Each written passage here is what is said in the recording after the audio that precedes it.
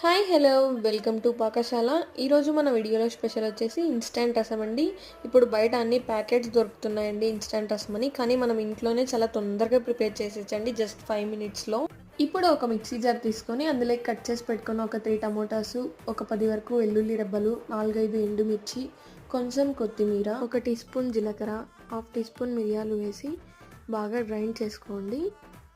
ఇప్పుడు ఒక గిన్నె తీసుకొని ఒక 3 టేబుల్ స్పూన్స్ వరకు ఆయిల్ వేసి కొద్దిగా కరివేపాకు, ఎండుమిర్చి వేసి గ్రైండ్ చేసుకున్న పేస్ట్ని కూడా వేసి బాగా ఫ్రై చేయండి. ఆయిల్ సపరేట్ అయ్యే వరకు బాగా ఫ్రై చేయండి. ఇలా ఆ పేస్ట్లో నుంచి ఆయిల్ సపరేట్ అవ్వాలండి. ఇప్పుడు మీకు వాటర్ ఎంత కావాలో అంత యాడ్ చేసుకోండి.